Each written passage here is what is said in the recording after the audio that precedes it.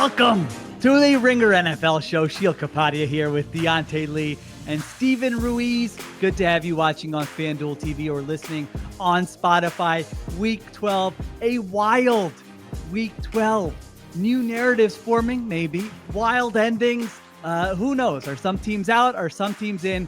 We are going to discuss it all. We're just going to get right into it as we do at the start of the show and start with our lessons, gentlemen. And I'm going to start us off because we just finished watching the Eagles take it to the Los Angeles Rams, and we're going to get into a lot of stuff about the playoff landscape and who fits where. I think the Eagles, my first lesson is the Eagles are the biggest threat to the Lions in the NFC. After watching that game, we've watched this team all season long. The first 5 weeks, it's like, is Nick Sirianni going to make it to Thanksgiving? They have a nice win over the Bengals.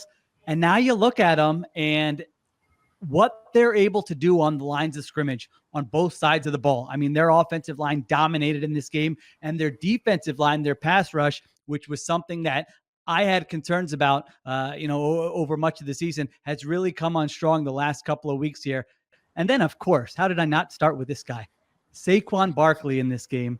30 touches for 302 yards. Deontay, I've said it before, I have been running back pilled this season. I was the little nerd saying you don't need to pay running backs. Don't take running backs in the first round. And now here I am on the Ringers Philly special and the Ringer NFL show getting to watch this guy every week. And you add him to the mix.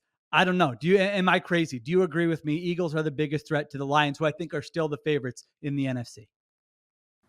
I would say that they are. I would say the Green Bay is probably not far off, but coming off of this Sunday night game, I think it's hard to make much of an argument that the Eagles should not be considered as maybe as a number 2 team in the NFC right now. And a lot of that is because of Saquon Barkley. And to your point, Sheil, it's not that I was ever on the side of running backs don't matter. Obviously I'm probably the one guy on the show who is most staunch in the run the ball, play good defense. That still works as a winning formula in the league.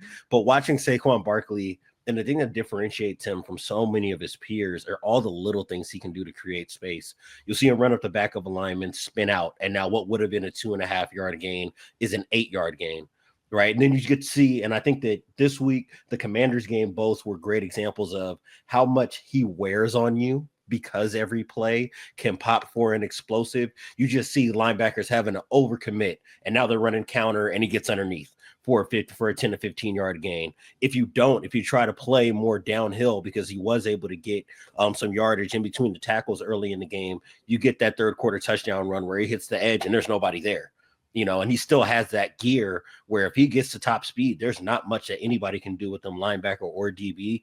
And that just alleviates so much stress on this offense. And I think that what we're seeing over the last couple of weeks is just how little they have to ask of Jalen Hurts, which is a gift, I think, for this team when you talk about their ability to contend in the NFC going forward. Yeah, and that makes his job just so much easier. Jalen Hurts' job it makes it so much easier, but I think he's playing really well. Like in that environment, it looks like 2022 Jalen Hurts again, where he's not overthinking things. I mean, you still saw a couple plays where he's holding onto the ball for a long time. He's sitting back there in the pocket. He has enough time to make dinner back there. But usually, or at least lately, those plays have been turning into explosive gains and big plays that move the chains. At the beginning of the year, that wasn't the case. But I think Kellen Moore has found the right formula for this offense. It starts obviously with Saquon Barkley and being able to guarantee basically 4 or 5 yards every first down with the potential of going for 70 yards anytime you hand hit the ball, and building a simple passing game around that threat and also around the threat of having A.J. Brown on the outside.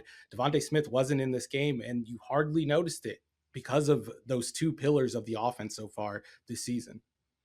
Yeah, Saquon Barkley has 5 runs of 50-plus yards in 11 games. That's more than any player had last season. And again, he's played 11 games. Just that the threat, it's not even, explosives on the ground are what considered like 12 yards, 14 yards, right, depending on who you talk to in the NFL. These are 50-yard runs. And your point is so apt, Deontay. It's like, you just keep going. It is the old body blows thing. And then it's only a matter of time with that offensive line where he gets the space and all of a sudden he breaks one there. And I think you're right, Ruiz. I thought this was one of Hurts's better games of the season. It's like little things like they brought a blitz and he knew where to go and he hits AJ Brown on a little inbreaker and it turns into an explosive play. But they're one of the most run heavy teams in the NFL. So it's not like he's got to, carry them on his back. He's got to not turn the football over. He's got to scramble with his legs, which we saw him do tonight, and pick up first downs on third down, and then be accurate with the ball and get the ball in the hands of AJ Brown and Devontae Smith. So this season has taken a turn. Now, let me ask you this. If we agree and the betting markets and FanDuel and everyone would say the Lions are the favorites in the NFC, how wide do we think the gap is between a team like the Lions and the Eagles? Does it come down to home field advantage? Is it more? No, I think the Lions are probably a tier above, because right now the Eagles are one game behind the Lions. The Lions have a harder remaining schedule. And Deontay, this is one of the biggest stories in the conference really the rest of the way, is which of these teams is not going to have that weird slip up and lose ground for home field advantage. I think that what we've seen the last few weeks in Philadelphia probably suggests that their ceiling is right about where it needs to be able to go toe-to-toe with Detroit. I don't know if I would say that there's a slim margin or a slim difference between the two, because I do think that maybe Detroit's median game, their B plus game, I think is better than what Philadelphia's B plus game has been this year. We've seen it at different points. Obviously the Giants game, which they controlled from beginning to end earlier this year, was a mess for Jalen Hurts in the pocket. He had a lot of struggles pushing the ball downfield. We've seen that kind of run hot and cold. But I think that what we're seeing over the last few weeks is, because of the threat of the explosive run game, I think kind of augmenting what they want to do on offense, that allows them, I think, to be able to look at anybody across the field and play with them, toe to toe. And with some of the injuries and how banged up Detroit has been defensively, I think that if those two teams met, Philadelphia should not necessarily feel fearful of anything other than, Jared Goff and Ben Johnson just having a heater and you not having an answer. I think that this offense can move the ball against just about anybody in the league right now. But I do think, I think any of the question marks you have about Detroit to also apply to Philadelphia. Yes, they are also a team that's built around the run game. They're also a run heavy team. I know Jared Goff puts up gaudier numbers, but I think he's more dependent on that run game working, because Jalen Hurts is a part of Philadelphia's run game. He is a factor in the run game, whereas Jared Goff isn't. If defenses are able to take away Detroit's run game, I don't know if Jared Goff is going to be able to burn them for it necessarily, but I think Jalen Hurts can in a way. But home field advantage is always going to matter in this question, because Jared Goff is involved in this question, and we've seen him struggle in cold weather. If they have to play outside in Philadelphia, I think that will be an issue for him. If they're playing indoors in Detroit, I don't think it's going to be an issue. But I honestly think it might come down to the whistle, how refs call the man coverage Detroit plays, because we know they're going to play physical. We know how big of a deal that is against those two Philadelphia receivers. You have to be able to play man coverage on the outside and hold up against AJ Brown and Devontae Smith when he gets back. And we know Detroit's going to try to do that. Aaron Glenn loves to play man coverage. And if they can get away with holding a little bit, like teams are wont to do in the playoffs, and the refs usually swallow the whistle in the playoffs, then I think it could be a good matchup for Detroit. But if it is outside, I'm going the other way, and I'm picking Philadelphia blind. It really is. I mean, this of all the years when we look at home field and you're like, does it matter? Does it not matter? This year in the NFC, it might matter more than any time in the last decade. I don't know. I'm saying that off the top of my head, but you're absolutely right. I mean, Jared Goff has been a different guy in the elements, and when they're indoors, nobody has stopped them. I mean, they win, they cover. If you're betting on them every time they're indoors, you're winning a lot of money. And even if you think the Eagles defense is pretty good, that Lions offensive line has just been, it's the two best offensive lines in the NFL. So it's so funny as we're talking about this. It's the two maybe best teams in the NFC, offensive line, running the football. Old school. Deontay, I mean, you got to have a big smile on your face. Loving this. Old school. This is my kind of ball, man. This is how it's supposed to look. This is how it's supposed to look going into holiday season. We're talking about the teams that win at the line of scrimmage with the run game, play physical and coverage, and force your quarterback to earn it by, dealing with pressure and having to play through a lot of tight coverage and in high leverage situations. This is winning football. As the great Marty Morningweg used to always say when I was a young Buck reporter, everything in the NFL is cyclic. Cyclic. And here you go. Run the ball. Make sure your offensive line is buttoned up, and you will have a chance when the weather gets cold. All right, take a break. We come back. We'll see what lessons Deontay and Ruiz learned from Week 12. All right, we're back on the Ringer NFL show. Deontay, what do you got? What did you learn in week 12? I learned that Mike Macdonald is still just as good a game planning coach as a head coach as he was as Baltimore's defensive coordinator over not just today, but over the last few weeks. Like if you look at how they were able to win at the line of scrimmage, not just in terms of getting the sacks on Kyler, I think that some of that is just kind of like variance. I think that there were things that might have been that we'll look back on film and say, oh, these things might have been available, or, guys just losing one-on-one up front. Leonard Williams probably had one of the most productive games of his career today. And that was definitely an unexpected piece of it. But what I think when you look at not necessarily the results of those plays, those big splash plays, but what they're doing on a down-and-down basis, to see Arizona have their season low in rushing success rate against the Seattle front that we have not had many nice things to say in terms of stopping the run. I think that speaks to just their growth over the season. And then you think a few weeks ago when they played the Rams, even though that game went into overtime and we got to see some of those Stafford trick shots, that was the third lowest passing success rate of the season for the Rams in that game.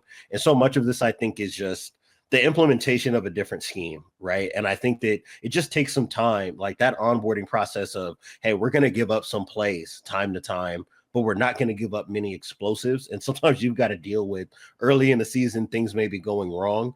And I think that now that you've seen them kind of build up a comfort level and an understanding of who they are, you're starting to see that success really start to shine through. Even though, the metrics don't necessarily suggest that you're looking at a top 10 defense, right? They're about middle of the pack in passing success rate and explosive play allowed, and the same for the run game. But the one thing that they do take away are those deep passes. And that's been what Arizona has been running defenses off the field with, is running the ball well enough to make you honor it and load up the box and then taking big time shots down the field. And I think outside of like some very high degree of difficulty throws to Trey McBride, obviously you have the throw over the shoulder to Michael Wilson that put them within the 10-yard line. That was one of Kyler's best throws of the year. You take those plays off the table, there really wasn't much else there for Arizona in the passing game, which is why the pass rush was able to get home. And I think that all of this speaks really well to who Mike Macdonald is. And it's funny that this game happened coming off of our preview show where we were discussing which of these teams you trust most. And I think all of us said in a one-game sample, Mike Macdonald is about as good as you can ask for. And that's exactly what we saw on Sunday. Yeah, he's helped turn around this run game completely, which I think is just made everything else easier, especially on passing downs. Like if you look at the pass down numbers, they haven't really changed over the course of the year. The big change over the last couple of weeks has been that first down run defense. And like maybe it's just coincidental that they made the move at the deadline. They trade for Ernest Jones. They get rid of Jerome Baker. They get rid of Tyrell Dotson. They replaced their linebacker core in the middle of the season. And they have a top 10 run defense since then. Ernest Jones hasn't missed a tackle in 4 games, according to Pro Football Focus. I don't know if we could put it all on him. The defensive line has also gotten healthy. I think Mike Macdonald, like Deontay said, has figured some things out. And we saw a similar first half, second half split with Baltimore during Mike Macdonald's first year. It took a little while to get that defense up and running. And if Seattle gets that similar boost over the second half and this run defense stays good and Mike Macdonald can do all of his tricks on third down, which we know put quarterbacks in hell, like even the best quarterbacks, like Kyler Murray has been playing the best football of his career, and he looked helpless out there at times. And like Deontay said, 15% success rate for Arizona on the ground, 1 explosive run play, and that was a 13-yard run on 3rd and 18. It shouldn't even count. So they did, and Arizona came into the league with the highest explosive run rate. They came in to the game 5th in success rate, and Seattle just decimated them in the ways that they've been thriving all season long. So yeah, I'm with Deontay here, and I have to give myself an L because like 3 weeks ago I was saying, Mike Macdonald, show me something. If you're this great defensive game planner, this great defensive mind, show me something. And since then he has, and he shut me up. He's got his fastball back. I mean, that, like you said, that Cardinals offense was top 10 in pretty much any metric you want to look at. They didn't score a touchdown today, 10 offensive possessions, and they don't score a touchdown. And this is the stretch run NFC West game. It's a big spot. You know what moment I loved was that big 4th and 1, and the Cardinals are going for it. And Macdonald calls the timeout, but like they don't see it until after the ball snapped. And I think it's an incompletion. And some players like, no, why'd you call timeout? But they whistled the timeout. They come back. And they were ready for, I think, what the Cardinals were calling there. I mean, Devon Witherspoon with a fantastic play, realizes Kyler Murray's rolling out to the right, chases him with like unbelievable acceleration and explosion. Kyler Murray realizes I can't turn the corner and run for this. I got to throw it. He throws it, makes a bad throw. Kobe Bryant with the pick six there and returns it. And I like seeing Mike McDonald kind of come out of his shell on the sideline too. I mean, that dude was pumped today, not only at that moment, but throughout this game. Like, my guys are, it's working. Cause I'm sure as a coach, you're kind of like, all right, I think I can do this, but I'm sure there's paranoia. Like, is this going to work this year? Is it going to wait till next year? Like you guys said, how long is it going to take? And then you have injuries. So getting healthier, he's finding his fastball. And all of a sudden this team that 2 weeks ago was like, they're probably the team least likely to get to the playoffs in the NFC West. They've won 2 in a row and now they're right there. I mean, I would say defensively, I trust them more. I'm making sure I believe this before I say it. Yeah, I trust them more than any other team in the division right now. Defensively, sure. You guys agree, right? Yeah, 1000%. I feel like we've seen holes in the other defenses. I think the only defense that has an argument is Arizona. And obviously, when those two were on the field together, Seattle looked much better on the defensive end. And I still think this offense has a lot of room to grow. Like, this offense could be so much better than it has been. Just figure out that protection. I know that's been an issue, like going back to the Russell Wilson era. But if they could just figure something out, Geno is playing at such a high level. And we saw him make clutch plays. I know he had the interception. He had some tough throws out there today in the rain. But when it comes down to it, he's making clutch plays and making difficult plays in the clutch. We saw it against the San Francisco 49ers last week. We saw it against Arizona today to close out the game. He's playing at a high level. They have one of the better quarterbacks in the NFL. They have one of the better defenses over the last month. Like, that's usually a recipe for success. And they're up to the 3 seed in the NFC. It's not even like they're just like in the playoffs right now. Wow. They have the 3 seed. That's crazy. I didn't realize that. See, we'll circle back on all the standings throughout the show. Yeah, I'm with you. It's just like that has to be number one on the priority list now. It's just like, because it always feels like they're a negative play around the corner because of the offensive line. And you even saw that today, just when you start to feel good, when it's going good, you're like, this is one of the best teams in the NFC. And then they just have these spurts where like, they can't block anybody. Every run is, Kenneth Walker. He just lost 6 yards on that and they were in field goal range. Geno Smith. I mean, he got sacked, 4 times on 3rd down today. And it's just like, how do you get those plays out of there somehow with this offensive line, Deontay? If they could do that, I mean, they really could be an interesting sort of wild card team in the NFC. I mean, it speaks to just how dangerous they are, right? Like, before Steven brought up that point, that was going to be kind of what I was going to close the conversation with, is that Geno is still about 15th in total EPA on throws, despite having lost the most EPA on interceptions and being in the top 10 in EPA lost on sacks. Some of that is Geno being ambitious. I think that there are a lot of times where I'm watching Seattle's offense and it feels like I'm watching Dak Prescott. Not necessarily this year, but in years past with Dallas, or it's like so many of these situations is Geno trying to extend or trying to work the ball into a tight window in a high leverage situation because that's all that's really available. And when they're not rolling on early downs, you can really feel just how much pressure is on him as a passer. But I think that this team, because the defense has been better, because they've done a little bit better job of being able to get explosive plays, when they have DK in the lineup, and now the Jackson Smith and Jigba, I think, is kind of breaking out as a legitimate number 2 wide receiver in this offense. I think that you're seeing the margin of error is not necessarily as tight for them right now as it was maybe 3-4 weeks ago when it looked like they were maybe kind of losing their grip on the season. I think that this is one of those teams that you should be looking at saying whether, if we've got to travel to them early in the year, late in the year, this is not going to be an easy game for anybody. And you've seen it in how they've handled these divisional games of late. They were right there with Los Angeles, and then you come back and you beat San Francisco, and then you really put a clamp on Arizona's offense. This is exactly what we needed to see to be able to believe in who they are right now. We've kind of forgotten about it over the last couple of years, but like, Seattle's a terrible place to play, and to have to play there in January is going to be a tough assignment for anyone. And like, even with like the margin for error that Geno has and the fact that he's been throwing interceptions, I think he has 11 interceptions on the year. He only has 11 turnover worthy plays, according to Pro Football Focus. He's tied with Patrick Mahomes for the 11th best turnover worthy play rate in the NFL. So like, he is making the most out of a crappy situation that I think a lot of other quarterbacks might buckle under, but I mean, we're seeing him buckle at times, but he's saving his best play for when it matters. And he's helping them win games at the moment. Like, as long as you have this good quarterback who makes the right plays down the stretch, and then you have a good defense, it usually leads to win. Like we're seeing the Chiefs use that formula this year. They used it last year to win the Super Bowl. Obviously, Seattle's not on that level. Geno Smith's not on Patrick Mahomes' level. The defense isn't on Kansas City's level. Actually, it's probably better than Kansas City's defense, but we'll get into that later. But it's a winning formula, and I think they match up well with a team like Detroit. Like we've seen them play Detroit good over the last couple of years. I know they got, their defense got torn up by Detroit earlier in the year, but it looks they were hurt now. like hell in that game too. Yeah, and they were and missing their like offense their had 38 entire first downs against the Lions defense that now is looking like a lot better. So, and the pass rush hasn't gotten better in Detroit. Competitive game, at least based on personnel. Yeah.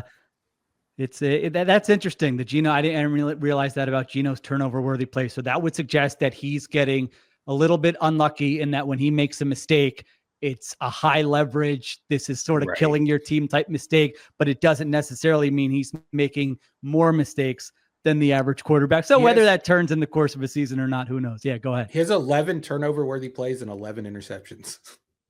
Right. Now, not all of those might not be turnover worthy. He might have others that were dropped, but there might be ones that were interceptions that bounce off a player's hand or whatever. So that's that is interesting. Seahawks at 6-5 atop the NFC West, plus 2 point differential. Arizona Cardinals 6-5 plus 8 point differential. Los Angeles Rams 5-5 minus 26 point differential. And I don't think I realized this until just now. 49ers are 5-6 and are dead even on the season in point differential. So a lot to be determined. We're going to talk about a couple more of those teams here coming up. Let's take a break. We come back. We get to Ruiz's lesson from week 12. All right, we're back on the Ringer NFL show. Ruiz, what did you learn in week 12? Okay, my lesson comes from the 49ers-Packers game. Packers win this game 38-10. But I want to reference our first conversation when we talked about the Lions and Eagles and which team we trust more. My answer to that question would actually be the Packers. And the reason why is this is the only team that I think has been able to show a high level of play in the run game and also a high level of play in the passing game where it's kind of separate. Like I think Jordan Love has become one of the better drop back passers in the game. You still see those errant throws. You still see the odd mistake, but his ambition as a passer, we keep throwing them around that word this season, is just remarkable to me. And we're seeing him, it's almost like a better version of the Anthony Richardson approach where like, we're not throwing a lot of passes. We're not completing a lot of passes actually, but every pass we throw, we're getting a tremendous bang for our buck. And I think the more they play, I still don't think we've seen the best of this team yet and the best of this offense yet and the best of Jordan Love yet. He hasn't been healthy all year. He hasn't been able to put together multiple healthy games in a row. And I think over the past couple of weeks, we've seen signs of that quarterback we saw over the second half of last year with a little bit of more improvement, with a little more confidence and I think he has more clout in the offense. I think Matt LaFleur trusts him a little more. Like even when Jordan Love was throwing the interceptions a couple of weeks ago, Matt LaFleur was asked about it and he was like, I can't blame him because he's making the right decisions. Like he's aggressive, but it's in appropriate situations to be aggressive. And I think as he continues to calibrate that, when we get into December, I don't think there's going to be a question about who the best quarterback in the NFC is, or in the NFC playoff field, I should say, because I think there are some quarterbacks who might fall outside the playoffs that are better than Jordan Love at this point. But I think he will be the quarterback who's playing his best ball in January in the NFC. I still think that run game's going to be good. And the defense, I know they went up against a banged up 49ers team that was missing Brock Purdy and Brandon Allen was playing with a broken finger on his left hand. I don't know why that was a better option than Josh Dobbs, which made things super easy on Jeff Hackley in that defense. But the defense is good enough. I don't know if it's like a Super Bowl winning defense, but I think it's good enough to get this team to be competitive if Jordan Love is playing his best ball. Yeah. I think I'm with you. I wrote down like for my Packers notes, I'm like 8-3 and it still feels like they haven't played their best. So I'm totally on the same page with you. Even watching that game, you're looking at it and it's like they're in control of that game the entire time, but I wasn't like, I still feel like there's another level to them. They are the most run-heavy team in the NFL. We talked about the Lions and the Eagles being run-heavy. No one is running the football more on early downs than the Packers, and that was clearly their game plan today, where they're just like, we are going to bully you up front. You don't have the guys, and they were pretty much right about that. And then, like you said, when Jordan Love throws the football, he's connecting downfield. Christian Watson had the drop today, or his numbers are going to be a lot better, where the box score isn't that impressive. So, yeah, I've been a Jordan Love guy for a while. It's interesting to see how the like Jalen Hurts, it's like, don't make mistakes.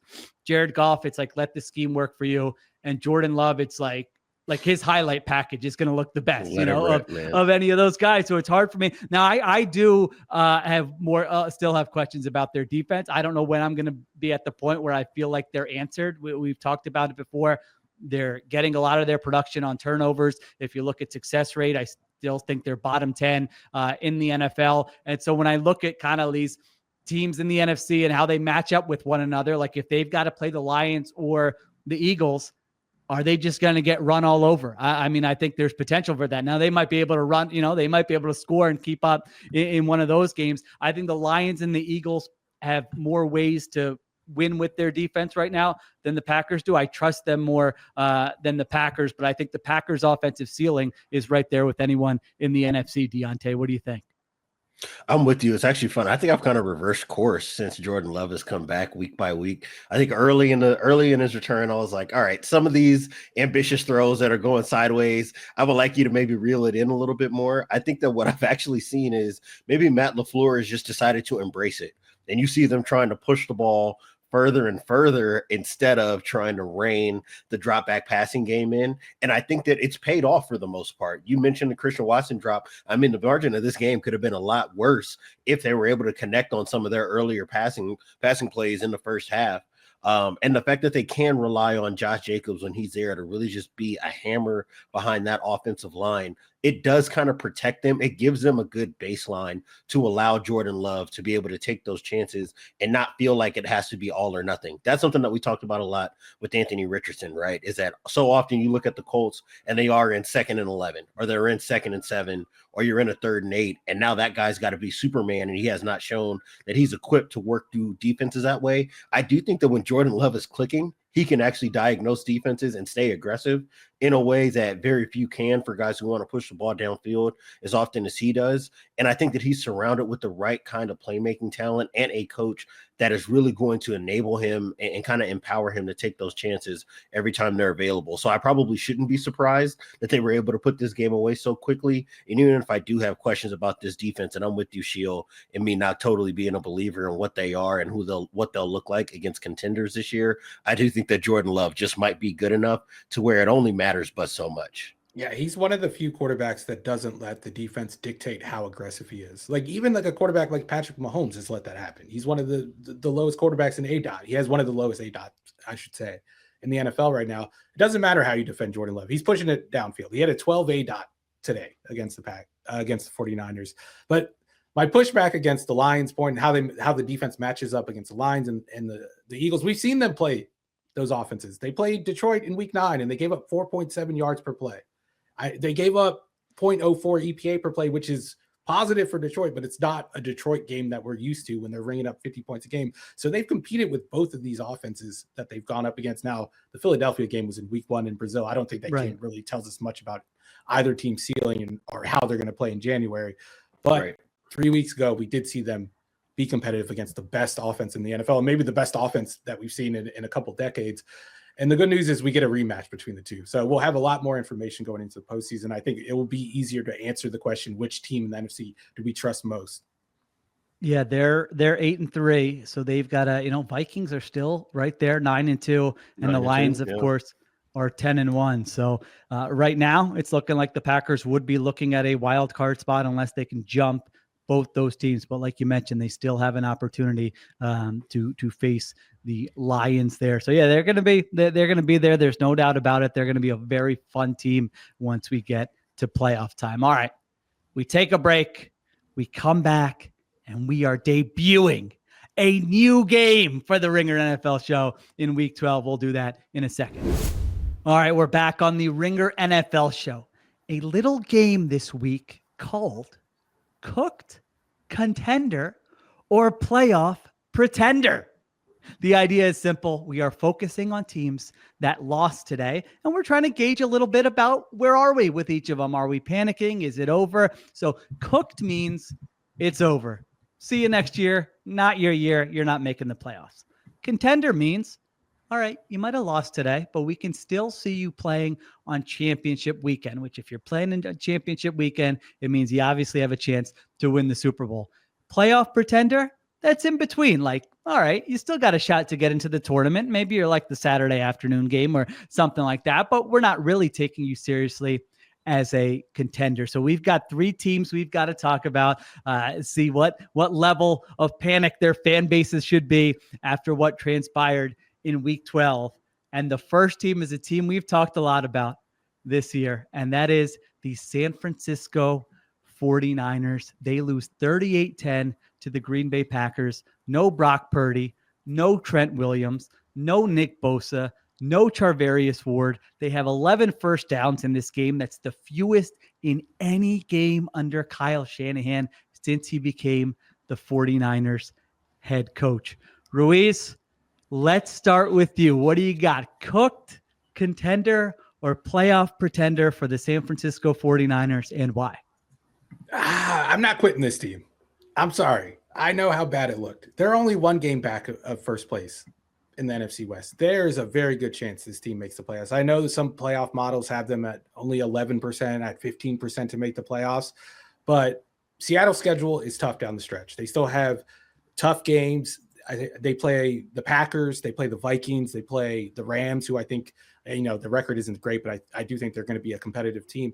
And they play at Arizona. So there's a chance that Seattle loses a few games. I think Arizona has shown some weak points, especially on Sunday against Seattle. And I still want to see this team and this offense healthy again before I'm willing to say they're cooked. I still think if we get those 5 Avengers back, I know we're not getting Ayuk, but if you throw Purdy in there, I guess for one day I'll allow him membership in the Avengers, the 49ers Avengers. But if you get all those guys back, I still think this offense has a high ceiling. We saw even during this hell year, they're like top 10 in a bunch of offensive metrics coming into this game. I know today was ugly, but it was expected to be ugly. And I know the schedule is daunting, but every team in the NFC West has a daunting schedule down the stretch. And if I had to bet my life on one of these teams winning a playoff game in the playoffs, it would still be the 49ers. So that's contender for you, not just playoff pretender.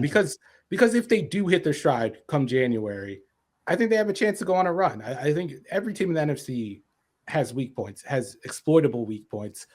I don't trust the defense, but if Nick Bosa is out there, the defense always has a chance to put up a good game.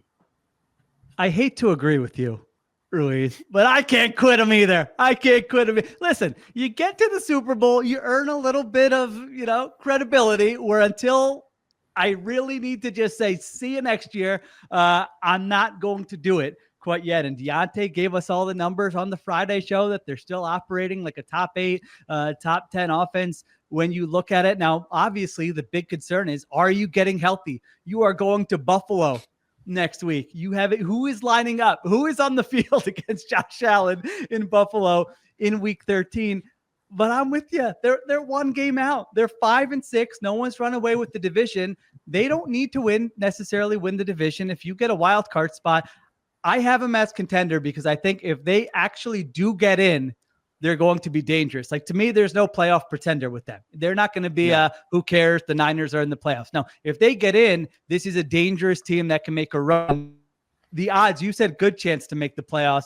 The odds would say they do not. I know you mentioned that, but even the FanDuel odds, the betting markets, any statistical model you look at would say it is, way over 50% that they do not make the playoffs. That was the case going into this weekend, and then they lost this weekend. I'm looking at FanDuel's odds right now. They are 4th.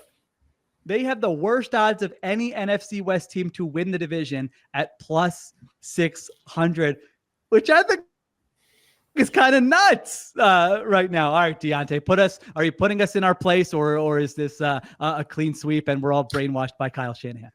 This is not a clean sweep. They're a pretender to me. And I would say not only are they a pretender, they're closer to cooked than they are a contender. I think it's okay. I think it's okay to say that the story of this season and what it may ultimately be by the time we get to the end of it is that they were a team that was so close. I don't think that this is a Super Bowl hangover year where it just seems like a team's letting go of the rope. I think obviously today was pretty circumstantial. You don't have your quarterback. The quarterback who you are playing only has use of, 9 of his 10 digits. And you could clearly tell that he was struggling to handle the ball early in the game. And then the turnovers in the second half basically sealed it for Green Bay. But when you look at what this team was designed to be, and I noted this on last Friday when I was writing about the 49ers offense and what's been wrong with it. The issue was not trying to create some argument that it's been bad. You can't, by any metric or on a down-and-down basis. There's no argument that this offense is bad. In fact, this is still a top 6 to top 8 offense in just about any metric you look at, this Sunday notwithstanding. The issue is that this team was not built to contend for a Super Bowl with the top 6 to 8 offense. This team was built to contend for the Super Bowl with the number 1 offense. That's what it was built to do, is to have its entire complement of weaponry on the outside, to have Brandon Ayuk as a guy that can go win one-on-one passes. We saw how difficult this offense looked when Brock Purdy and Brandon Ayuk were not able to connect deep down the field in a way that they had been prior, and that was before he got hurt. We're seeing Deebo Samuel really kind of be relegated to just like a drag route and dump off guy and just getting like cheap yards after the catch. And I think that's always been a piece of his game. But the fact that defenses now are really able to take him away in the intermediate area has become an issue for this team. And then you look at the return of Christian McCaffrey, and I think that I will speak for myself, and I'm sure that this is reflected in a lot of 49ers fans. There was a thought that that would add into your yards after the catch ability in the passing game, and that you would be a better early down running team once he got back. And neither of the two have happened. We didn't get a chance to really get a legitimate evaluation this week. If they have Brock Purdy, maybe we get a clearer look against the defense that's going to be contending for a title this year and whether or not they were going to be able to find any kind of rhythm. But this team's offensive line is just getting moved off the ball snap after snap. And because of that, you're in these difficult situations to where you can't even maximize the value of Christian McCaffrey coming out of the backfield or Deebo Samuel getting yards after the catch because you've got so much ground to make up. And now you're asking Brock Purdy, when he's out there, to be a quarterback that we just haven't seen him demonstrate the ability to be on a week-to-week basis, which is a ceiling raiser. And I think it's okay. I think it's fine. As a matter of fact, I would say that I trust them in just about every game to be competitive outside of this one against the Bills that's coming up next Sunday and then late in December against the Lions. I think that you can make a credible argument that they can win the rest of their 6 games that are left on the schedule. I just don't know if any of that matters when you're dealing with the team that is not operating at this level it needs to offensively and certainly defensively to make another run at a Super Bowl. Yeah, their defense without Nick Bosa. I mean, I guess it's not just Nick Bosa. They haven't had Javon Hargrave. They don't have Charvarius Ward. Like, these are 3 of their best players aside from Fred Warner on defense. You've got a new defensive coordinator. Your special teams suck. I mean, watching Kyle Shanahan today, I'm just like, is my guy gonna survive this season? Is he just like, I don't know. Someone might need to be like, you just need to take a break. Like, come back. We'll see you, at the combine or in the spring, because he somehow Go ahead. He somehow passed Mike Shanahan in age. So he caught up to Mike Shanahan somewhere along the line. He's the senior of the family now. Like, he looks like he's aged 10 years in the last month. Yeah, he really does. They had those, I think, back-to-back 12 men on the field penalties where I was like, just make sure, like, someone keep an eye on this guy. It's like anything is possible with him right now. And yeah, now going to Buffalo and facing Josh Allen is not going to help that. All right. So Deontay's got playoff pretender. Ruiz and we can't give up on him. We're still saying contender. We'll see where we are. That's when I'll quit them. Okay. That game against the Dolphins, if they don't beat the Dolphins in that week, I'm assuming they're going to beat the Bears 2 weeks from now. I'm assuming they're going to beat the Rams at home. That Dolphins game is the first real test after this Bills game, which I'm chalking up as an L right now, whether Purdy's playing or not. But that will be either the death or the rebirth of this team.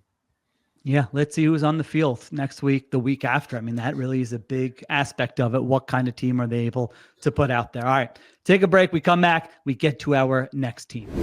All right, we're back on the Ringer NFL show. Team number 2. What is it? Cooked. Contender, playoff pretender. I'll get it at some point. I mean, maybe 3 weeks from now, if we do this again at some point, I'll get it. All right. The next team is the Washington Commanders. 10.5-point favorites at home. They lose to the Cowboys and Cooper Rush, 34-26. Their 3rd straight loss. Deontay, where are you with the Washington Commanders? They were pretenders before this week, and I really just think that this just stamped the fact that they're pretenders and that this season is basically playing out how every Dan Quinn and Cliff Kingsbury season plays out, where they get all the high variance plays to go in their favor early in the year. You get your quarterback to kind of raise the level of the scheme around them, especially in the passing game. And then as defenses start to adjust and they play tighter to routes and take away some of the easy buttons, you're starting to see just how little is actually built into this thing to help, their quarterback get through progressions quickly and efficiently.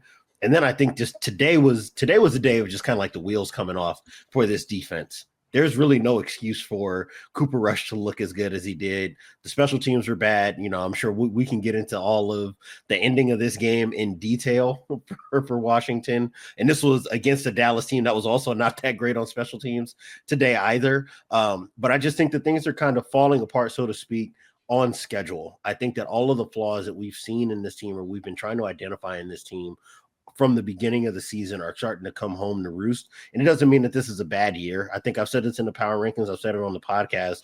Once they got to about 6-7 wins, I think everything else for this season was gravy for them, judging up against their preseason expectations. But this is clearly a pretender in this context.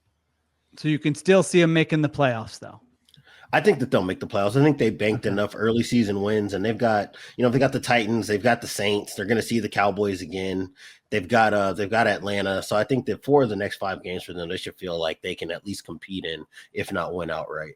I mean, what do you think, Ruiz? Yeah, we would have said that against the Cowboys when they were favored by 10.5 points, and they looked fair. That's really fair. bad. Like the game ended up being close, and you could argue like the kicker lost them the game with the missed extra point, but the game shouldn't have been that competitive to begin with. Like Dallas gave them every chance in that game to get back into it.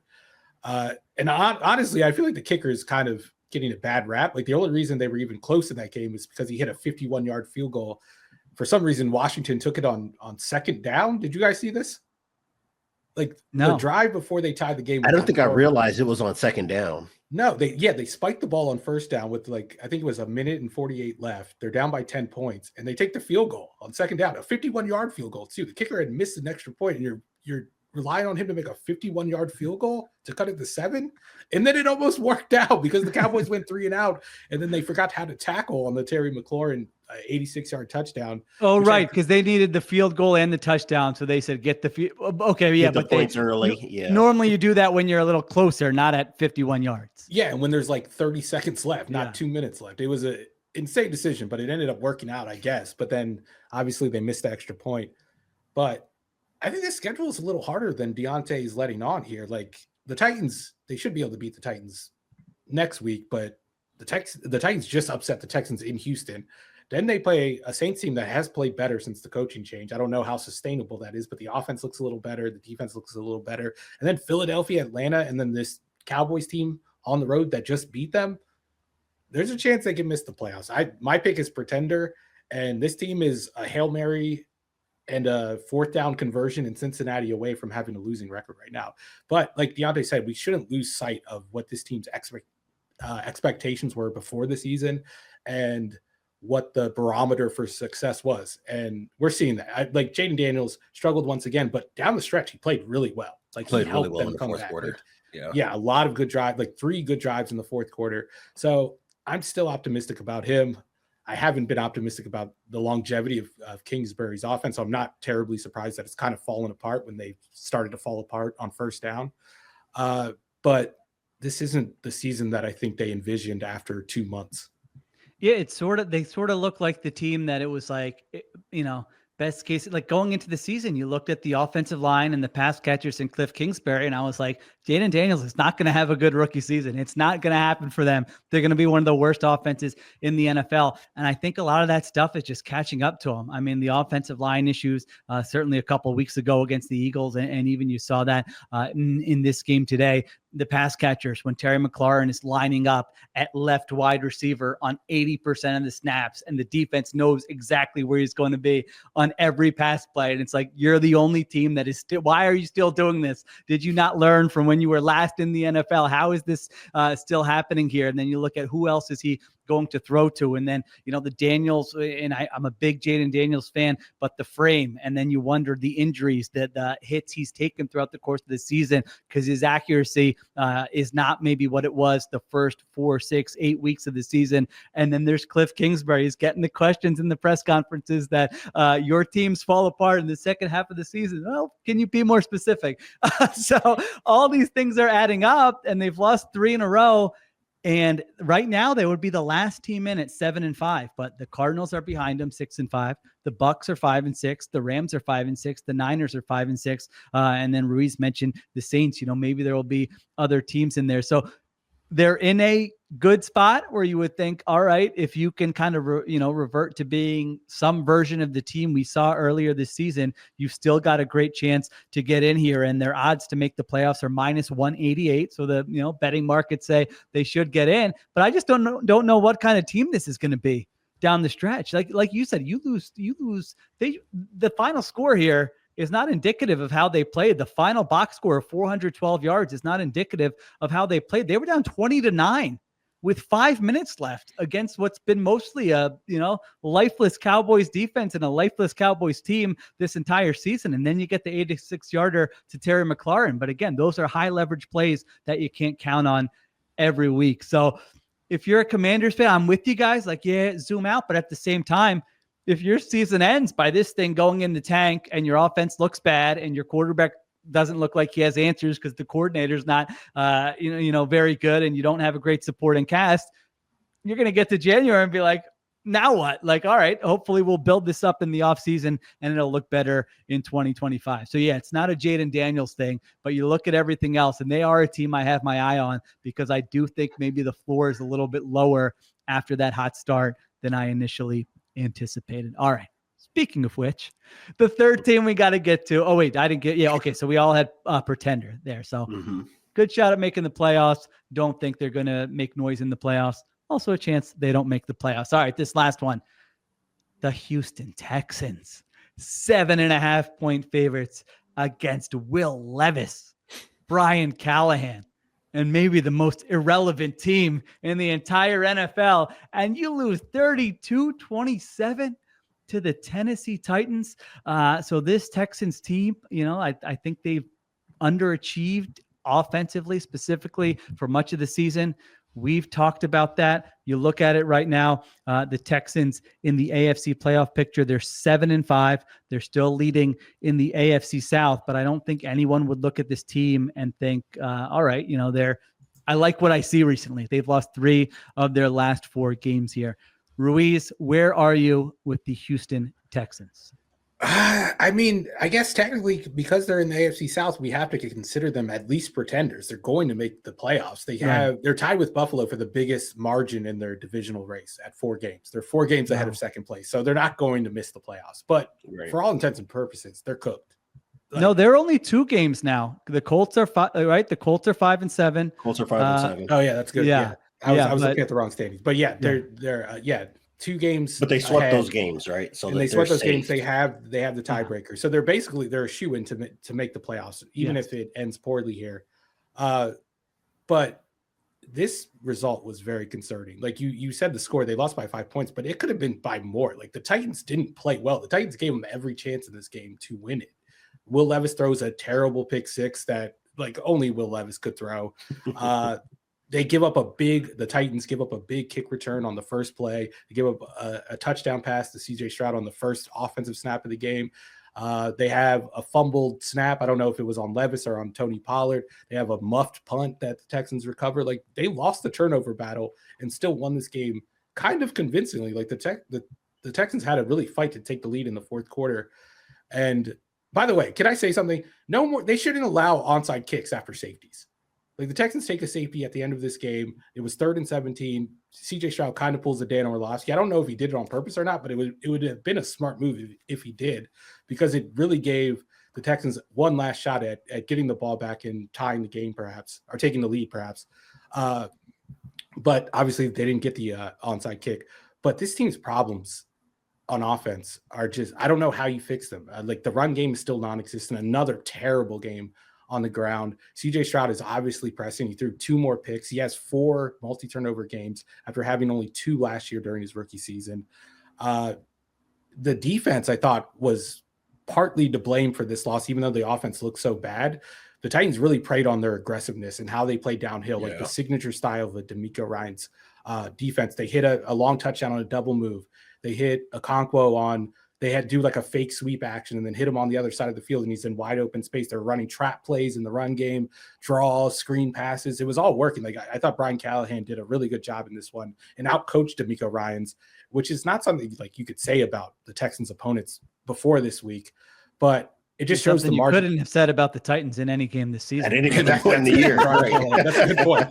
That's a good point. This was a very unique result for both sides, but it just shows the margin for error that DeMeco Ryans and his defense is working with right now, and the margin for error that CJ Stroud is working with. Like every time I looked up, it was 3rd and 10 plus again.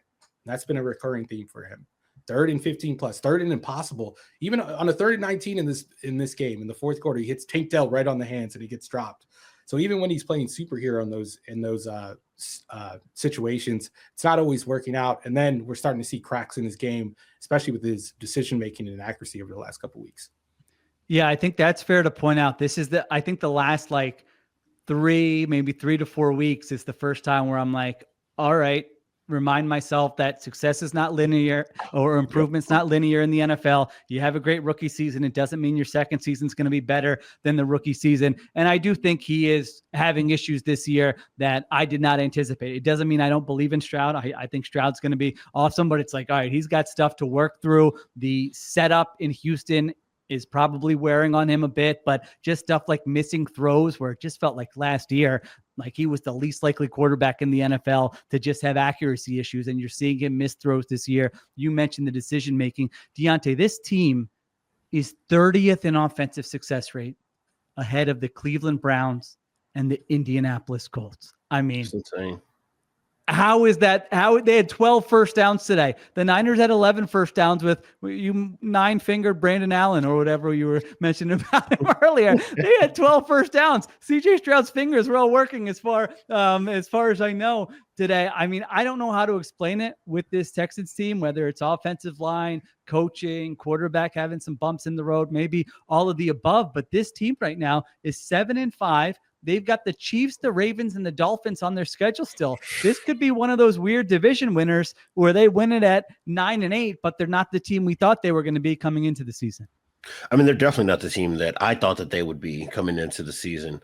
I've got them as a pretender as well because they are so safe within the divisional standings. It would take an act of God almost for Indianapolis to overtake them in the divisional standings. But I think that when you look at the fact that over the last 4 weeks, the only team that's been worse in passing success rate than Houston is the Jacksonville Jaguars, who have not had Trevor Lawrence, over that stretch. Like that just speaks to not just the fact that it's not just an issue that's existed all year, but how it's been worsening week by week for the Tennessee Titans to really be able to lean on this offensive line and force them into rough down and distance situations kind of speaks to, I guess, just how beyond repair things are for Houston's offense. And I think that for the Texans on defense, they have been able to avoid so many issues by playing aggressively. And I think that Detroit probably put some things on tape on how to take advantage of this front seven in the run game and with the play action passing game. And this was a week where I think you got to see a bad team take advantage of that, which tells me that this team just has legitimate issues, right? This isn't just a Detroit, cooking them on, downfield passes when they're not turning it over or being able to use gap scheme runs to take advantage of an overly aggressive front four. This is a team that has had struggles with moving the ball on the ground and in the air all year long, that were able to, access some of those exact same things to cause this team problems. It doesn't mean that they're bad. It just means that they're disappointing. Right now, I would say I'm more disappointed than totally out on DeMeco Ryans or CJ Stroud or anybody else that's involved with, the coaching staff of this roster. And I think that they will make the playoffs and still be competitive. I just think, again, we've been talking about this all year. The teams that only have really one pathway to win and several to lose are the ones that are kind of eliminating themselves in the process. And I think that Houston has just kind of exposed themselves that there are more opportunities for them to lose games than there are for them to win them with the way that they're playing right now. I would like to change my answer. Okay. I said they have to be a pretender. I'm looking at their schedule right now. I might think they're cooked.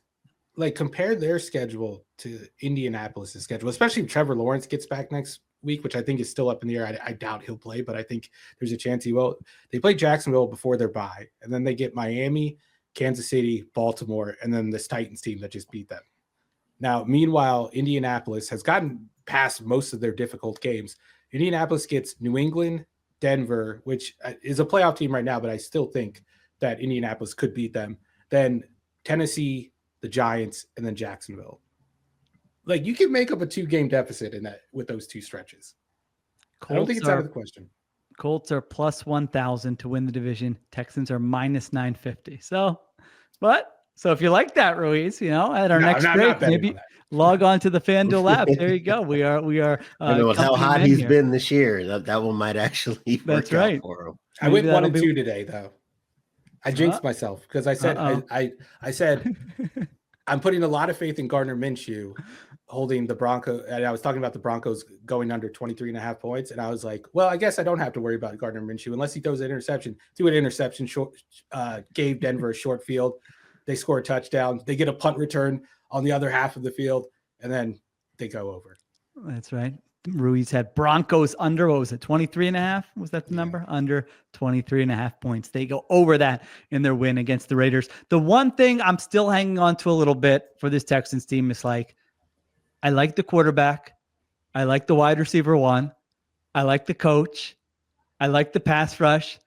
And I like the defense. Like, there's a lot of things there that I like that matter in a 1-game playoff, once we get to January. So I'm holding out not a lot of hope, like this much. I'm holding up now for audio listeners. It's my fingers are, barely far apart here, my thumb and my index finger, but they are apart a little bit, where I say, if you can rush the passer with those guys and CJ Stroud can kind of work through some things, then maybe, but I think most likely scenario is they're going to have a disappointing playoff exit, and they're going to have some big questions to answer about how do you actually build the right offense with the right pieces, with the right coaching around this quarterback next year and going forward here. So we'll see how it plays out. But yeah, a lot at stake, it feels like, for this Texans franchise over the next 6, 7, 8 weeks. All right.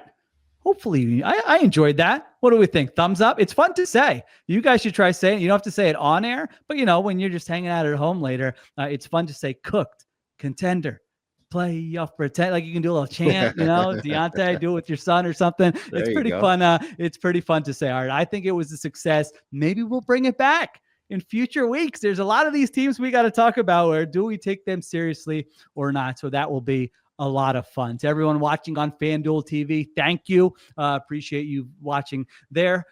For more, check us out on Spotify or at Ringer NFL on YouTube or wherever you get your podcasts. For those of you listening, we will be right back with awards for Week 12. All right, we are back on the Ringer NFL show. It is awards time. You know what we do, just some awards, some superlatives, can literally be anything from Week 12 in the NFL. It doesn't even have to be from Week 12 in the NFL. Deontay, had a fantastic Beyonce take last week that even got our colleague Nora Princiati in the Slack. It got her approval, which means like, all right, now we're doing. Yeah, I'm good to go now. Now we're doing a good job.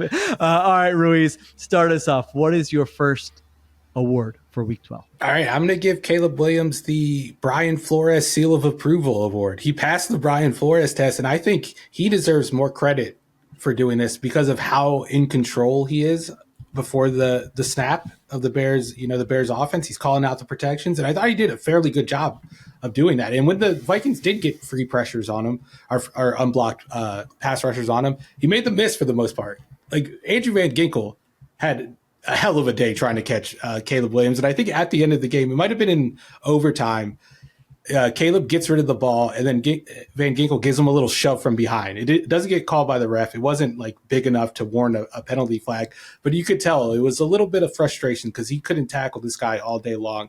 And I don't know where to start with Caleb Williams' performance. Like, there were the highlight-worthy throws, the arm talent, the off-platform throws, the throws from no platform, the one down the sideline where he has both feet off the ground and both of his knees are bent. It almost looks photoshopped if you pause the play right after he lets go of the ball. And I'm not quite sure I've ever seen a throw like that. Like, I don't think Patrick Mahomes has ever made a throw like that. I don't think Josh Allen has ever made a throw like that, where he's going to the sideline and he's throwing a vertical ball straight in front of him and it's like a touch pass. Usually when you see a quarterback make a throw on the run, it's like a driven pass, a line drive, hitting the receiver, cutting across the field, not going down the field. And he somehow hits him in perfect stride. The guy doesn't have to readjust his route at all. It just drops right over the defender, right in front of another defender. An amazing pass. And that was like one of 5 jaw-dropping plays he made. And then there were like the small plays he was making, getting rid of the ball on time. There was a bad sack in overtime, but I could overlook that against a Brian Flores defense. This was a very good performance from him. And I'm back to where I was in week 1. This is the best rookie quarterback in the NFL. Yeah, listen, there have been times this year where we've done this show on Sunday night and you guys kind of make the case for how Caleb Williams played that day, the little things he did and this and that. I'm like, all right, fine. Internally, I'm rolling my eyes a little bit. He was incredible today. It is a great day. If you are a Chicago Bears fan, I know they lost 30-27 and you're not making the playoffs, but the number of like the 1% plays he made today were incredible. I mean, the numbers are 32 for 47 for 340 yards, 2 touchdowns. Ruiz described the ones, but just the throws, the lasers that were just like, if you don't put that much on it, that defender's getting their hand on it, but that defender that is there like a millisecond late, their hand, because of, how good that throw is. He had those all day long. And listen, this is a guy who 3 weeks ago, like, this offense looked like they couldn't do anything. They're firing their coordinator. I thought there was a chance his rookie season was just going to go in the tank and we'd have all this discourse in the offseason like it wasn't going to happen this year. The way he's bounced back first a couple weeks ago, with his legs and the scrambling, and then today he did the scrambling, but just I thought he made more high-level throws, Deontay, in this game than he's made in any other game this season. I thought he was fantastic. I mean, Ruiz talked about the play where he extended and was able to loft the ball over. I think it was to DeAndre Swift along the sideline. And then you get to the fourth quarter when they're trying to mount that comeback and you get the dig route to Rome Odunze in between 2 defenders. And like Rome Odunze obviously makes a big time catch because he takes a lot of contact to secure that ball, but being able to fit that ball into a tight window. And then in the very next drive after they recover the onside kick where you're trying to get in the field goal range and he rips that 25 yard in breaker to DJ Moore to get them well within field goal range. I mean, that's a high level football play. And to not panic in that situation and think, oh, the clock is low, we're out of timeouts, I've got to just take the sideline. But to understand as a rookie that that's probably your last opportunity of the game to really push the ball in the middle of the field and to get that window available to you and be able to deliver the ball. That was really impressive. And I think that those throws are only possible because of what he was doing to extend and scramble early in the game, where now as a defense, you're a little bit more panicked about what's happening in front of you as you are about what's happening behind you, because you have to honor the fact that this guy can find those escape lanes and extend and go and punish a defense if you want to play soft in coverage or drop 8 or turn your back and allow him to get loose against your pass rush. I think that he did exactly what you would hope to see. Steven kind of dubbed it the Brian Flores test, and he definitely passed it, and he passed it without necessarily having to do what like Jared Goff did, where he was trying to, just dink and dunk his way down the field to punish the team for either playing with too much depth or blitzing them too much, but to be just confident in the drop back game, throwing the ball in the intermediate areas of the field when it needed to be there, when it wasn't there, using his legs to, find yardage. I think that that's exactly what you want to see from a rookie quarterback going into the home stretch of the season. And he does again look like the best, combination of attributes out of all the rookie quarterbacks in this class. It seems like at some point in the last couple of weeks, there was a reminder, whether it was just him to himself or a conversation with someone else about like how talented he is, and like let your talent shine through when you play, rather than being kind of robotic and not trying to be the person who scrambles or makes a play. Like you are who you are for a reason. And we're really have seen that the last 2 weeks here. All right. I have one from the same game here, so I'll go next, and it's time for today's Better Together segment presented by State Farm. When it comes to football season, some things are just better together. And I was watching that Vikings-Bears game today, And you know, two guys who are better together, Kevin O'Connell and quarterback Sam Darnold, because my award goes to Kevin O'Connell for the most underrated coaching performance in the NFL today. And I'm not talking about, in-game decision-making or anything like that. I just thought he was on fire as a schemer, as a play caller with the way Sam Darnold played today. Darnold throws for 330 yards, and they were just picking up chunks after chunks against a Bears defense that, is a good defense, maybe not as good as we thought coming into the season, but has been a very good defense. They had, over 450 yards of offense. The Bears did a good job kind of taking Justin Jefferson away at times. Jordan Addison goes off for 8 for 162. TJ Hawkinson has 7 for 114. They get the ball in overtime, conversions to Addison, Jefferson, Hawkinson. And then Nick Mullins had to come in for one play. If you didn't watch the whole game, they had a 3rd and 13 in this game where Darnold gets injured and Mullins has to come in. And this is what I love about Kevin O'Connell. He's just like foot on the gas type coach. Comes in, converts a 3rd and 13 on a crosser. The guy's wide open. It's like a 6-yard pass, and the guy runs for a first down there. So I thought O'Connell did a fantastic job today. He's done a fantastic job all season. The Vikings are 9-2. This is easily the best version of Sam Darnold we have ever seen. So Sam Darnold and Kevin O'Connell better together. And you know what else is better together? Bundling your home and auto insurance with the Personal Price Plan from State Farm. The Personal Price Plan lets you call the place so you can choose the right coverage at a price that's right for you. Talk to a State Farm agent today to learn how you can bundle and save with the Personal Price Plan.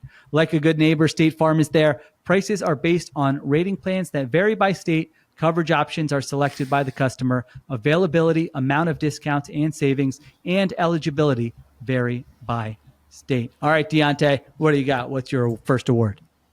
So my first award is going to go to Liam Cohen for my favorite offensive coordinator that's going to be a head coach, a future head coach not named Ben Johnson. And I think that so much of this has come back to what this offense has been able to do in the absence of Chris Godwin, and obviously Mike Evans missing the majority of that time as well. For Baker Mayfield to still be 13th in total passing EPA in the league and 11th in success rate since that Godwin injury, I think it just speaks to how much Liam Cohen is able to squeeze out of this offense. And the thing I think we have to keep in mind is not only is Baker Mayfield playing well and Liam Cohen scheming it up well, they're basically doing it without the threat of any explosive plays anymore. I think that they're like near the bottom, if not at the bottom, in explosive pass rate. Since Godwin got hurt, we've talked about it while they were, kind of heating up on offense. So much of it was little slide routes or bubble routes out into space, whether it's RPOs or screens, and Chris Godwin is making a guy miss and turning what would be a 4-yard gain into a 25-yard gain. That Saints game was probably the best example of it before he got hurt. I think that they've just been able to take whatever defenses give them with the almost ruthless efficiency. And that speaks to a great scheme. I think it's entirely possible that maybe Baker Mayfield is going to be this generation's Alex Smith, where he is kind of the bar of whether or not you have a good quarterback or not. And if you're better than Baker, you're probably a good quarterback. And if you're worse than him, then you're not. But the fact that he's able to, so often get to the bottom of the drop, get to the top of the drop, and be able to deliver the ball accurately with confidence in between defenders. He's getting those soft zone windows and taking advantage of them. And when he has seen man or has gotten pressure over the last month or so, it's looked so much better than it did earlier in the year, where there seemed to just be a clear dichotomy of Baker Mayfield gets the ball out quickly and underneath, and good things happen. And if he has to hold the ball, bad things happen. I think that they've done a better job of smoothing that out for Baker. And that, to me, speaks to an offensive scheme that knows how to protect its quarterback and get the most out of what he does well. Yeah, I'm glad you brought this up. I had one on the Bucs too. Now mine was a little less serious. It was for best celebration. Baker Mayfield. I think they're calling it the double Tommy. Yeah, there you go. Deontay's got it. You do that well, Deontay. I don't know that I've ever actually tried to do it, but yeah, Baker Mayfield scrambled for the touchdown, and he did that in the end zone. Again, this is why you got to watch on YouTube to see Deontay do it. I don't know how do you even describe it. It's you got the raised arms, you got the fingers curled, and you do the Tommy DeVito. And so he did that. They were up 23-0 at halftime. They dominated this game 30-7. And this Bucs team, it's crazy. They're 5th in EPA per drive. They're 5th in offensive success rate. They're 66 points better than the Atlanta Falcons, just in terms of point differential so far this season. And I think they got a great shot to win the NFC South. And I'm with you. I think Liam Cohen, I was skeptical coming into the season, but they're playing better than they did last year when the guy who directed their offense last year got a head coaching job with the Carolina Panthers. So, yeah, I think the Bucs definitely deserve a shout out, and they have, I think, the easiest schedule in the NFL remaining. So they could really pile up a lot of these wins here. So there you go. My award was I do love this from Shield, not wanting to describe it because it's very difficult to describe it in any words that don't just come back to it is painfully stereotypical. The celebration. It is. Listen, I'm trying to still be able to do the show next week, Deontay. To the point where Alex Anzalone tweeted out seeing the play, like, all right, Baker, I think that you're laying it on a little bit too thick. Well, he did say so. I think he was asked about it afterwards. He said he doesn't know if he's Italian. He hasn't done if he has any Italian, because he hasn't done a 23andMe. He said, he told reporters, I think, after this. So who knows? I did love the saddest. This wasn't an award, Ruiz, but I think the saddest crowd shot I saw today was before the game. They're going to the crowd when DeVito comes out at Giant Stadium. And there's literally one guy doing it. He's like excited. He's the only guy. Like, it's over, John Mara. This wasn't going to get your fan base invigorated. Okay. No. To bring in They were leaving the stands with 7 minutes left to go in the fourth quarter, and honestly, they should have left earlier based on what they shouldn't have showed up. No, they shouldn't have showed up. They got. No, what a bad way to spend an afternoon. Deontay doing the celebration makes him qualified to be the next starter of the Giants. If this is what this is their bar. Drew Lock. I mean, Drew Lock is probably lucky, if we're being honest, because no quarterback's going to look good in this environment. No quarterback's going to look good behind that offensive line. Malik Neighbors said it after the game. Like, you could change the quarterback. Nothing's changing. Like, the issues are beyond the quarterback at this point. And I don't think going to Tommy DeVito or Drew Lock or Tim Boyle or whoever starts the next couple of games for them is going to solve any of this. This team is cooked. And although, you know what I was thinking by the week. Yeah. You know what I was thinking, though, with the Drew Lock thing. So, according to the reporting, they were like a couple $1 million off with Saquon Barkley, right? It wasn't like a huge gap. There was some price where they at least reportedly were willing to bring him back. So I at the time was like, this probably isn't the best for your franchise. You don't have a good offensive line. I understand why you wouldn't want to pay Saquon Barkley. Then they pay Drew Lock $5 million though for this year to be the backup. And John Schneider does the hilarious radio interview in Seattle where he's like, oh, yeah, Drew Lock's going there. They told him he might be able to start over Daniel Jones. He goes there, and then you make a quarterback move, and you don't even start Drew Lock. You go to Tommy DeVito. So this is what a waste of $5 million to your easiest $5 million ever made for a backup quarterback. Amazing. And I'm the big CTC. My quarterbacks might be Drew Lock. It is Daniel Jones, of course. Daniel Jones can go on vacation and still make that money. So Drew Lock, you're still going to have to back up Daniel Jones, first team CTC quarterback. Imagine that he gets to leave before the weather gets bad in New York. I know. What a favor the Giants just did for him. So nice. By the way, where are you with the whole, there's too many things on my timeline, too many headlines about where Daniel Jones is going to go. Yeah. Is this just me? No, I agree with you. And if I'm Daniel Jones, why would I want to go anywhere? Like, just take the checks are still coming in. I'm assuming there's offset language in his contract. So even if he signs somewhere, he's not making any more money. Just take the year off. You don't want to go emotionally, why would I want to go someplace and potentially piss off another fan base? I'm going to wait. I want to wait for a team in free agency to strike out on whatever quarterback plan they initially had, and then come to me, throw me a dozen or so $1 million to come hang out, be a bridge quarterback for whoever the next guy is. That's the kind of life you should be striving for if you're not going to be a franchise QB. You think 100%? You think Ryan Tannehill's threatened now? Because he was the guy that was kind of waiting around for his spot, like a quarterback to get hurt in a playoff contender. I think Daniel Jones might have skipped the line ahead of Ryan Tannehill. Yeah, I think he would get a call before him, but I'm with you guys. Go hang out for the rest of the year. Figure it out later. You've been hit a lot over the course of your career and this season. You've had injuries. You really don't need to be going. These practices, listen, they look pretty boring. The meetings, everybody's falling asleep. Just, go do something else for a little bit. All right, Ruiz, what do you got? What's your next award? I'm giving the red flag award to the Kansas City Chiefs defense. We are officially in problematic territory now. They just allowed Bryce Young to have the best game of his NFL career, and he put up more EPA than Josh Allen did against them the week before. And this has been a trend with the Chiefs defense, especially its passing defense. They haven't held an offense to negative EPA in over a month. The last time they did it was when they played the Raiders on October 27th. The Bucs had a positive EPA. The Broncos just barely had one. The Bills obviously did, and then the Panthers do today. And it didn't look very difficult for Bryce Young at any point during this game. Like, he made some tough throws, especially down the stretch, but a lot of the throws he was making was to wide open receivers outside the numbers. And I think we have to worry about this Chiefs defense now. Obviously, the cornerback group has been shaken up by injuries, and we've seen them kind of exploit it. I think the pass rush has started to slow down, and that's always been kind of a worry because there's not a lot of depth there behind Chris Jones. And it's been, I would say, about a month and a half since this has looked like a championship level defense. And for all the hand wringing we've done over the offense it ranks higher in EPA and DVOA and any other metric you want to look at. The offense has not been the problem.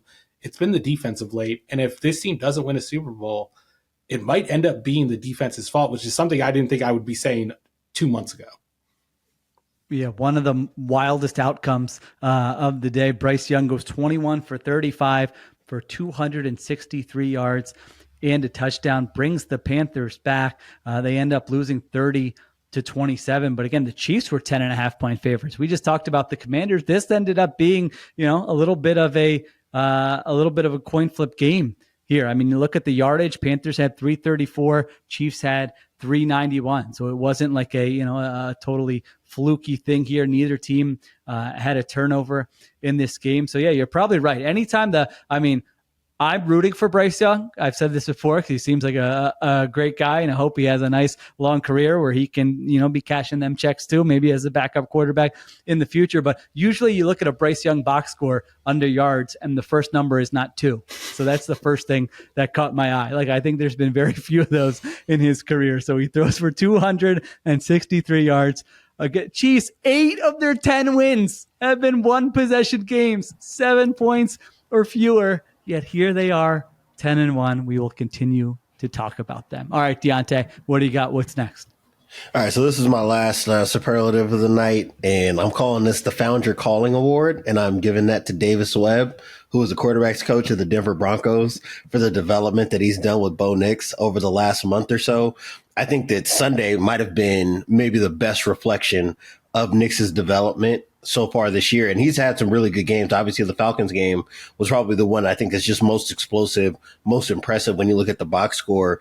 But if you hone in on footwork, on process, on how the ball is coming out of a guy's hand and how he's working through his progression, I mean, you can look at the reel of Bo Nix's dropbacks, and it felt like every throw, he puts his back foot down, he's driving off of that, delivering the ball to an open receiver. And it was just happening over and over again. You see him scanning the field, looking one way, seeing what the coverage picture is, and knowing exactly where the next throw is going to be, and being able to tie his feet and his shoulders to where he wants to go with the football. And that was an issue for them earlier in the year. And the thing that has really been taken out of his game that's probably been most impressive, because it's probably the hardest thing to work on in terms of habits in the year, it's not drifting in the pocket anymore. That was something that improved tenfold, I would say, from the first 6 to 8 weeks of the season. Is he's not creating pressure for himself by drifting or trying to escape or waiting until the last second to try to shrug off a pass rusher. He has a much better understanding of an NFL pocket, and to be able to do that as a rookie, as the bullets are flying in season, speaks really well, not only to just Bo Nix and being coachable, but I think Davis Webb, obviously Sean Payton, scheming things up, but him really working on the mechanics of being an NFL quarterback is being reflected now in a way that was not present in the first part of the season so far. Yeah, like you said, and what I wrote down for him today was just, he knows where all his answers are. Like, he looks like he's, he is not confused most of the time out there. He goes 25 for 42 for 273 yards, 2 touchdowns, only takes 1 sack. We talked about that before, that their offensive line is very good, but he's also done a very good job with the sack avoidance, with those negative plays. Broncos win 29 19 and are now 7-5 on the season. Ruiz, anything else for us? Yeah, I'm gonna give a superlative to both Mike McDaniels and Tua Tagovailoa, the Welcome Back Award, because they have figured out this offense. And if you look at them over the past couple of weeks, they have I think it's over the past 3 weeks during the winning streak, they have the second best point differential in the NFL behind the Lions, who shouldn't even count at this point because they're just blowing teams out every week. But no, Mike McDaniel, I think, deserves a lot of the credit. I think Tua deserves his fair share of credit. He is one of 3 quarterbacks who have a positive EPA on throws behind the line of scrimmage and also a 45% success rate, 45% or better. And Tua, to his credit, he is the 3rd best quarterback on throws beyond the line of scrimmage in terms of EPA per attempt. He's averaging 0.42 EPA per throw past the line of scrimmage. So I think we're seeing all facets of this Dolphins pass game start to click, especially today. I thought Tua was better on the deeper throws. He had a couple of weak throws on the 2-minute drill before the half, but outside of that, I think he was very accurate, very decisive in the pocket. The running game is still a problem. And I think that's the one layer that Mike McDaniel is going to have to solve. This team is going to make like a big run and make the playoffs, because the schedule is still very tough and they're going to have to beat some very good teams in order to make the playoffs. But they have a chance. And I think if they keep playing like this and the defense keeps punching above its weight like it has all season long, I think there's a chance that this team sneaks into the 7th seed. Maybe it's the Bengals, maybe it's the Dolphins, but I think there's still a chance that we get one of these offenses that we had such high hopes for before the season. Obviously, the Bengals have lived up to that. The Dolphins, not so much until recently. But I could see them making the playoffs, sneaking in the back door. It depends on what Denver ends up doing down the stretch. Yeah, they're 5-6. The Broncos are 7-5 here, but yeah, Tua's numbers this year, I mean, he has operated once again like one of the most efficient quarterbacks in the NFL. And as we discussed previously, they're doing it in a different way. And this offense did not look good before he got injured early in the season. So I think Mike McDaniel certainly deserves credit. They figured some things out. I will say this: they play on Thursday night in Green Bay. The weather report 13 degrees, which 13 could get a bad Tua game. He hasn't played well in cold weather, but I don't know. He had that one strong game against Buffalo's. I think it was a snow game on a Saturday night where he threw for a bunch of yards. But other than that, he hasn't performed well in those. I wish that game was in Miami. I would like to see. I would love to have seen Green Bay's defense go to Miami and take on this offense right now and see how they perform. But it's a much better matchup than it looked like a month ago with these two teams. So Packers Dolphins on Thanksgiving should be fun. All right, my final one: most impressive feat by an announcer.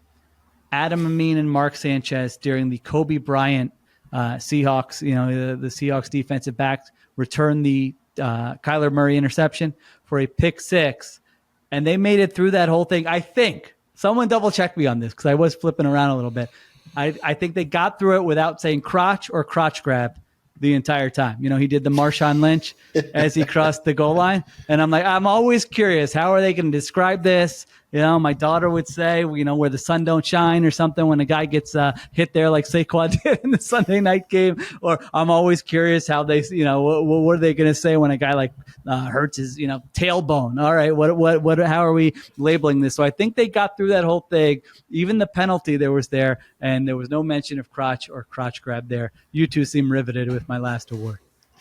I just don't know that I don't know if I would be mature enough to not make mention of it. Seen too many YouTube videos, man. Seen too many beast mode YouTube videos. No, yeah, I'm not going to credit them for not saying it. I think they should have just gone out and said it. Just called it what it is. We all know. We're all adults here. We're all adults here. There you go. You don't know who's watching. I don't know. Maybe their mom or dad's watching and they feel a little, I can't be saying that. My mom or dad's watching. I'll be hearing about it after the broadcast. I don't know. Maybe we'll get to the bottom of that. Maybe they actually did say it and I missed it. But when I was watching the way they were describing it, they just kept referring to it as the Marshawn Lynch tribute, which I thought was funny. All right. Those are all of my awards. Any leftovers from you guys? I got one more. It's not a serious one. And I need you guys to help me figure out what to call this one. It's either the extreme football guy award or the opposite of that. He's just not a football guy at all. Apparently, Puka Nacua did not realize the Rams were in the NFC West until recently. A teammate told him like a week ago that what division he was in. He had no idea. Have you seen this? Like Sean McVay was asked about it, and Sean McVay was like, "That's not true. I refuse to believe that's true. Then he finally accepted that it was true. And he was like, well, he just has his head down, he's just focused on the things that are in front of him. And then he was like, maybe I could lie to him and say the Eagles are in our division and we'll get him hyped to play. Apparently didn't really work out. Obviously the Eagles win that game. But yeah, Puka Nacua had no idea what division they were in. Was he like, why do we play the Rams and Cardinals and Seahawks twice a year and nobody else? All right, I got to give this one to Deontay. He has more experience around true football guys for his life, I think, than either of us. Deontay, what do we make of Puka Nacua not knowing or saying that he doesn't know that the Rams play in the NFC West? I guess that makes you a football guy. I just think that Puka maybe just does not give much thought to anything outside of what the route or motion is that's part of the call. I don't know. In terms of like football guy, all I care about is what's happening between the lines. I don't know if anything's ever going to beat the Donovan McNabb. I didn't know that a tie game was in the rule book quote. I was like, come on, quarterback. Like, first of all, he played in a lot of overtime games between Syracuse and Philadelphia prior to. So to not know that there was a tie game was a possibility, it's going to be tough to beat that one for me. Has Nacua never looked at the standings? Does he look at the standings? He's like, what does NFC West mean? Like, I don't understand. Like, does he think it's just like happenstance that in both years of his career that he's had to play this set of 3 teams twice in the season? Maybe he knows that he's in a division with them, but he didn't know what the division was called. Maybe he doesn't know the divisions of the NFL. That could be. What was the Jared Goff? Wasn't there a Jared Goff thing on Hard Knocks back in the day? There was something similar like this. I feel like where he didn't know. No, he didn't know which side, like which direction the sun. Oh, is that what it was? Yeah. This is had nothing to do with the NFC West. This is very. Right. This is it had to do with the actual West and the actual East. I'm sorry. The more I'm thinking about this, the more of a demerit I'm willing to give Puka Nacua. He was born in Vegas and went to BYU. You are in the time zone where the NFC West is on all the time. How do you not know what division the LA Rams play in? I'm also leaning towards non-football guy because he was asked before the Sunday night game. I think he was interviewed by Melissa Stark on NBC whether he enjoys throwing a block or catching a touchdown more. And like that's teeing you up for a football guy answer. You go, yeah, everyone loves scoring, but I love throwing a block. And he was like, as a receiver, I want to score a touchdown. There's nothing better than it. So he loses another football guy point for that. All right. There you go. All right. Well, I feel like there will be follow-ups to this one. Puka Nacua still looked good out there. Some athlete, there are some athletes like Fletcher Cox did not watch sports. Like he played for the Eagles for a decade, but he always said like, be like, you watching this game? No, like, of course not. I'm not going home and watching sports. Like sports is my job. So maybe it's that with Puka Nacua. He loves to play football. He doesn't really watch football. He's never looked at standings. Doesn't have the playoff standings up on his computer like I do right now. It's possible. I would like more reporting on this, and we'll report back on the Ringer NFL show in episodes ahead. All right, that's a good way to end it. Puka Nacua not knowing what division he plays in. Thank you to Deontay Lee. Thank you to Steven Ruiz. Thank you to Christopher Sutton for producing. Additional production supervision by Connor Nevins, Arjuna Ramgopal, and Dan Comer. We will be back later this week on the Ringer NFL show. Until then, everyone have a good week. We'll talk to you soon.